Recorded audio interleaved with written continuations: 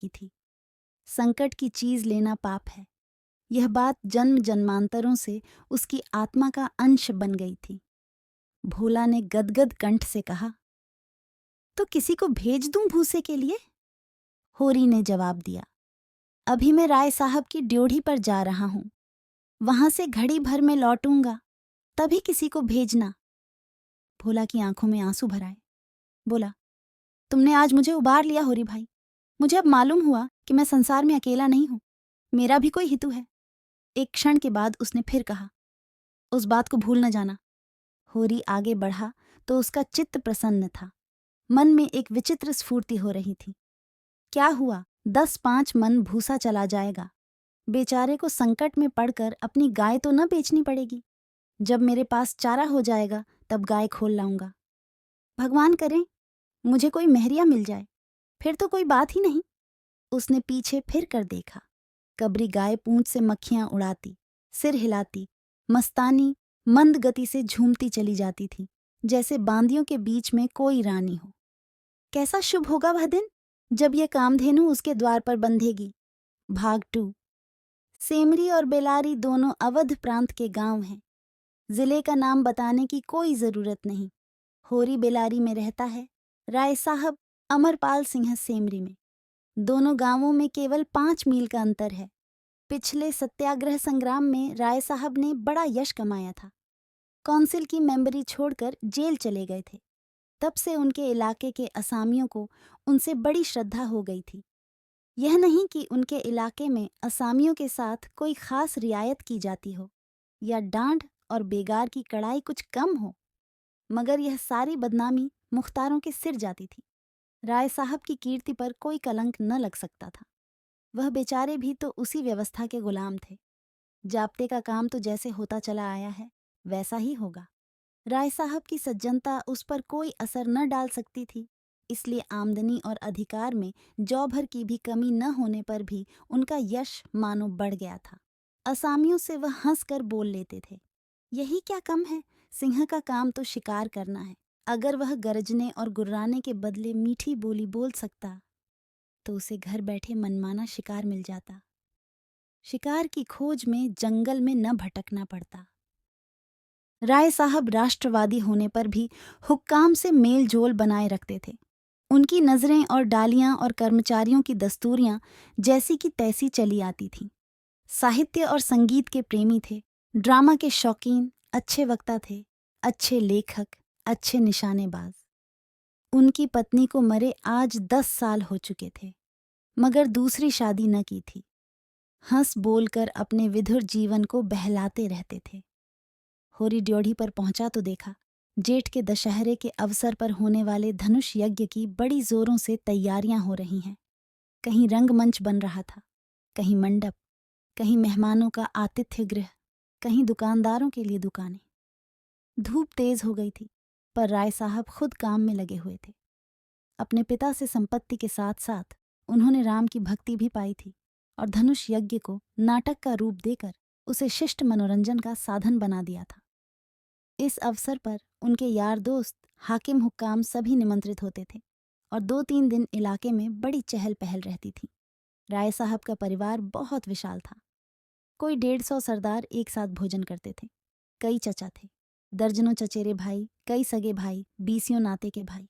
एक चचा साहब राधा के अनन्य उपासक थे और बराबर वृंदावन में रहते थे। भक्ति रस के कितने ही कवित्त रच डाले थे और समय समय पर उन्हें छपवा कर दोस्तों की भेंट कर देते थे।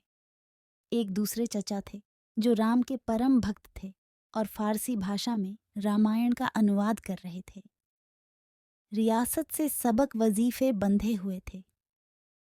किसी को कोई काम करने की जरूरत न थी।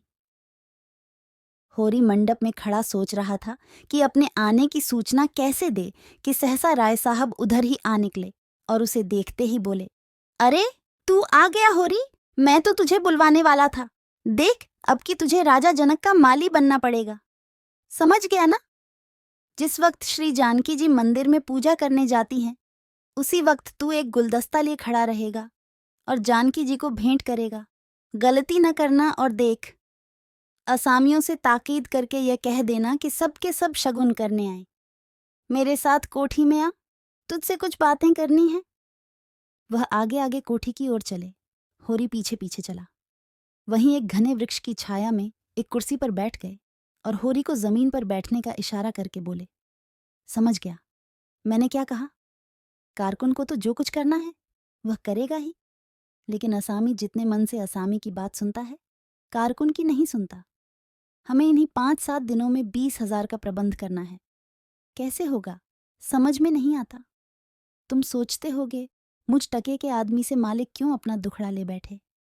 किससे अपने मन की कहूं? न जाने क्यों तुम्हारे ऊपर विश्वास होता है।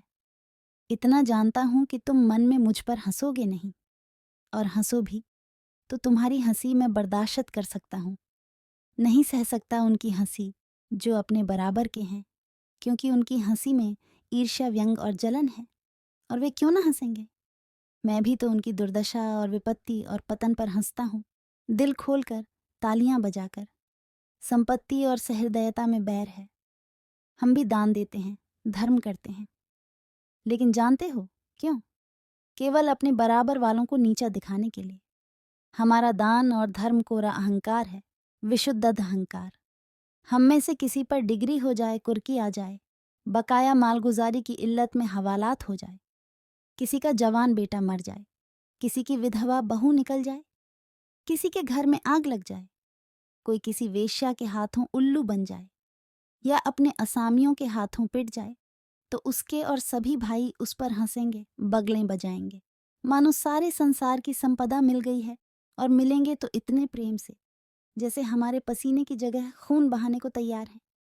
अरे और तो और हमारे चचेरे, फूफुरे, मम्मेरे, मौसेरे भाई जो इसी रियासत की बदौलत मौज उड़ा रहे हैं, कविता कर रहे हैं और जुए खेल रहे हैं, शराबें पी रहे हैं और अय्याशी कर रहे हैं, वह भी मुझसे जलते हैं। आज मर जाऊं तो घी के चिराग जलाएं। मेरे दुख को दुख समझने वाला कोई नहीं। उनकी नज़रों में मुझे दुखी होने का कोई अधिकार ही नहीं है। मैं अगर रोता हूं तो दुख की हंसी उड़ाता हूं। मैं अगर बीमार होता हूं तो मुझे सुख होता है। मैं अगर अपना ब्याह करके घर में कलह नहीं बढ़ाता तो यह मेरी नीच स्वार्थपरता है।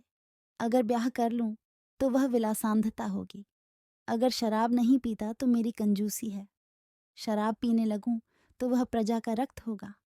अगर अय्याशी नहीं करता तो अरसिक हूं। अय्याशी करने लगूं तो फिर कहना ही क्या।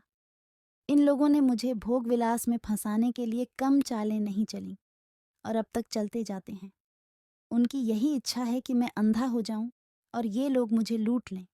और मेरा धर्म यह है कि सब कुछ देख कर भी कुछ न देखूं, सब कुछ जान कर भी गधा बना रहूं। राय साहब ने गाड़ी को आगे बढ़ाने के लिए 2 बीड़े पान खाए और होरी के मुंह की ओर ताकने लगे, जैसे उसके मनोभावों को पढ़ना चाहते हों। होरी ने साहस बटोर कहा, हम समझते थे कि ऐसी बातें हम ही लोगों में होती हैं, पर जान पड़ता है बड़े आदमियों में भी उनकी कमी नहीं है। राय साहब ने मुंह पान से भरकर कहा, तुम हमें बड़ा आदमी समझते हो। हमारे नाम बड़े हैं पर दर्शन थोड़े। गरीबों में अगर ईर्ष्या या बैर है तो स्वार्थ के लिए या पेट के लिए। ऐसी ईर्ष्या और बैर को मैं क्षम्य समझता हूं। हमारे मुंह की रोटी कोई छीन ले तो उसके गले में उंगली डालकर निकालना हमारा धर्म हो जाता है। अगर हम छोड़ दें तो देवता हैं। बड़े आदमियों की ईर्ष्या और बैर केवल आनंद के लिए है।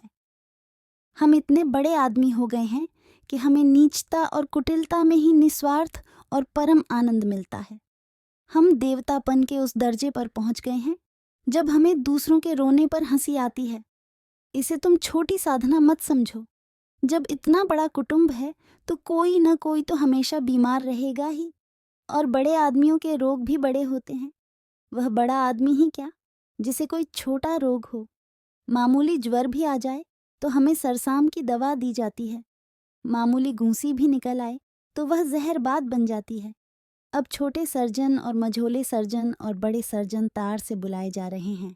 मसीहुल मुल्क को लाने के लिए दिल्ली आदमी भेजा जा रहा है, बिशगाचार्य को लाने के लिए कलकत्ता।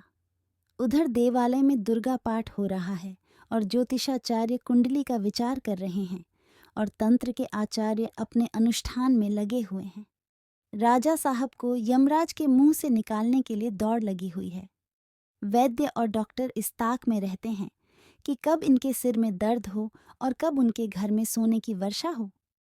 और ये रुपए तुमसे और तुम्हारे भाइयों से वसूल किए जाते हैं भाले की नोक पर। मुझे तो यही आश्चर्य होता है कि क्यों तुम्हारी आहों का दावानल हमें भस्म नहीं कर डालता। मगर नहीं, आश्चर्य करने की कोई बात नहीं। भस्म होने में तो बहुत देर नहीं लगती, वेदना भी थोड़ी ही देर की होती है। हम जौ जौ और अंगुल अंगुल और पोर पोर भस्म हो रहे हैं। उस हाहाकार से बचने के लिए हम पुलिस की, हुक्काम की, अदालत की, वकीलों की शरण लेते हैं और रूपवती स्त्री की भांति सभी के हाथों का खिलौना बनते हैं। दुनिया समझती है हम बड़े सुखी हैं। हमारे पास इलाके, महल, सवारियां, नौकर चाकर, कर्ज, वेश्याएं क्या नहीं हैं। लेकिन जिसकी आत्मा में बल नहीं, अभिमान नहीं, वह और चाहे कुछ हो, आदमी नहीं है। जिसे दुश्मन के भय के मारे रात को नींद न आती हो, जिसके दुख पर सब हंसें और रोने वाला कोई न हो, जिसकी छोटी दूसरों के पैरों की नीचे दबी हो, जो भोग विलास के नशे में अपने को बिल्कुल भूल गया हो, जो हुक्काम के तलवे छाटता हो और अपने अधीनों का खून चूसता हो, मैं उसे सुखी नहीं कहता। वह तो संसार का सबसे अभागा प्राणी है। साहब शिकार खेलने आए या दौरे पर, मेरा कर्तव्य है कि उनकी दुम के पीछे लगा रहूं। उनकी भौहों पर शिकन पड़ी और हमारे प्राण सूखे। उन्हें प्रसन्न करने के लिए हम क्या नहीं करते। मगर वह पचड़ा सुनाने लगूं तो शायद तुम्हें विश्वास न आए। डालियों और रिश्वतों तक तो खैर गनीमत है, हम सिजदे करने को भी तैयार रहते हैं। मुफ्तखोरी ने हमें अपंग बना दिया है। हमें अपने पुरुषार्थ पर लेश मात्र भी विश्वास नहीं। केवल अवसरों के सामने दुम हिला हिलाकर किसी तरह उनके कृपा पात्र बने रहना और उनकी सहायता से अपनी प्रजा पर आतंक जमाना ही हमारा उद्यम है। पिछलगुओं की खुशामदों ने हमें इतना अभिमानी और तुनक मिजाज बना दिया है कि हम में शील, विनय और सेवा का लोप हो गया है। मैं तो कभी कभी सोचता हूँ कि अगर सरकार हमारे इलाके छीनकर हमें अपने रोजी के लिए मेहनत करना सिखा दे तो हमारे साथ महान उपकार करे। और यह तो निश्चय है कि अब सरकार भी हमारी रक्षा न करेगी। हमसे अब उसका कोई स्वार्थ नहीं निकलता। लक्षण कह रहे हैं कि बहुत जल्द हमारे वर्ग की हस्ती मिट जाने वाली है। मैं उस दिन का स्वागत करने को तैयार बैठा हूँ। ईश्वर वह दिन जल्द लाए। वह हमारे उद्धार का दिन होगा। हम परिस्थितियों के शिकार बने हुए हैं।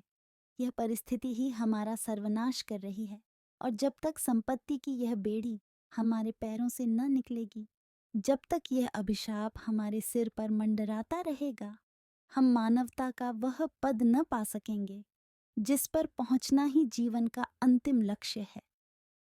राय साहब ने फिर गिलौरी दान निकाला और कई गिलौरियां निकालकर मुंह में भर लीं।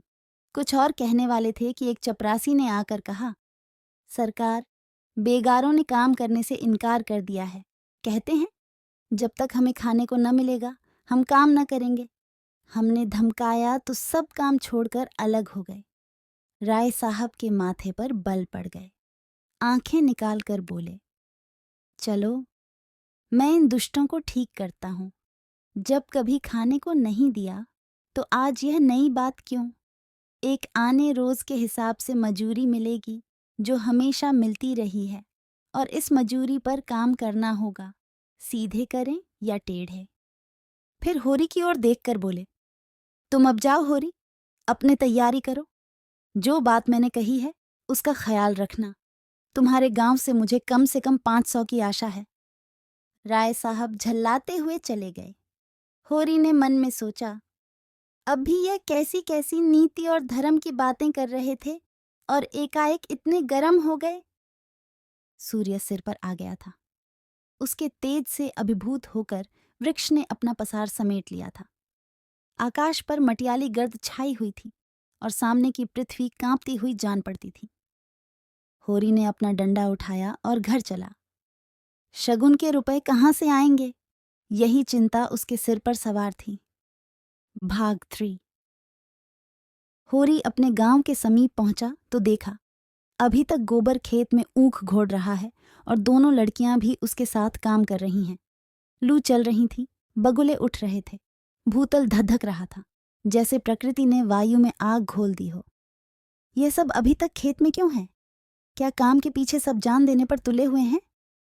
वह खेत की ओर चला और दूर ही से चिल्लाकर बोला, आता क्यों नहीं गोबर? क्या काम ही करता रहेगा? दोपहर ढल गई, कुछ सूझता है कि नहीं? उसे देखते ही तीनों ने कुदालें उठा लीं और उसके साथ हो लिए। गोबर सांवला, लंबा, इकहरा युवक था जिसे इस काम में रुचि न मालूम होती थी। प्रसन्नता की जगह मुख पर असंतोष और विद्रोह था। वह इसलिए काम में लगा हुआ था कि वह दिखाना चाहता था उसे खाने पीने की कोई फिक्र नहीं है। बड़ी लड़की सोना लज्जाशील कुमारी थी, सांवली, सुडौल, प्रसन्न और चपल। गाढ़े की लाल साड़ी जिसे वह घुटनों से मोड़कर कमर में बांधे हुए थी, उसके हल्के शरीर पर कुछ लदी हुई सी थी और उसे प्रौढ़ता की गरिमा दे रही थी। छोटी रूपा 5-6 साल की छोकरी थी, मैली, सिर पर बालों का एक घोंसला सा बना हुआ, एक लंगोटी कमर में बांधे, बहुत ही ढीठ और रोनी। रूपा ने होरी की टांगों में लिपट कर कहा, काका देखो, मैंने एक ढेला भी नहीं छोड़ा। बहन कहती है जा पेड़ तले बैठ। ढेले न तोड़े जाएंगे काका तो मिट्टी कैसे बराबर होगी? होरी ने उसे गोद में उठा प्यार करते हुए कहा, तूने बहुत अच्छा किया बेटी, चल घर चलें। कुछ देर अपने विद्रोह को दबाए रहने के बाद गोबर बोला, ये तुम रोज रोज मालिकों की खुशामद करने क्यों जाते हो? बाकी न चुके तो प्यादा आकर गालियां सुनाता है, बेगार देनी ही पड़ती है। नजर नजर आना सब तो हमसे भराया जाता है, फिर किसी की क्यों सलामी करो? इस समय यही भाव होरी के मन में भी आ रहे थे, लेकिन लड़के के इस विद्रोह भाव को दबाना जरूरी था। बोला, सलामी करने न जाएं तो रहें कहाँ? भगवान ने जब गुलाम बना दिया है तो अपना क्या बस है? ये इसी सलामी की बरकत है कि द्वार पर मंडैया डाल ली और किसी ने कुछ नहीं कहा। घूरे ने द्वार पर खूंटा गाड़ा था जिस पर कारिंदों ने 2 रुपए डांड ले लिए थे। तलैया से कितनी मिट्टी हमने खोदी, कारिंदा ने कुछ नहीं कहा। दूसरा खोदे तो नजर देनी पड़े। अपने मतलब के लिए सलामी करने जाता हूँ। पाँव में सनीचर नहीं है और न सलामी करने में कोई बड़ा सुख मिलता है। घंटों खड़े रहो तब जाकर मालिक को खबर होती है। कभी बाहर निकलते हैं, कभी कहला देते हैं कि फुर्सत नहीं है। गोबर ने कटाक्ष किया, बड़े आदमियों की हाँ में हाँ मिलाने में कुछ न कुछ आनंद तो मिलता ही है, नहीं? लोग मेंबरी के लिए क्यों खड़े हों? जब सिर पर पड़ेगी तब मालूम होगा बेटा, अभी जो चाहे कह लो। पहले मैं भी यही सब बातें सोचा करता था, पर अब मालूम हुआ कि हमारी गर्दन दूसरों के पैरों के नीचे दबी हुई है, अकड़ कर निबाह नहीं हो सकता। पिता पर अपना क्रोध उतारकर गोबर कुछ शांत हो गया और चुपचाप चलने लगा। सोना ने देखा रूपा बाप की गोद में चढ़ी बैठी है तो ईर्ष्या हुई।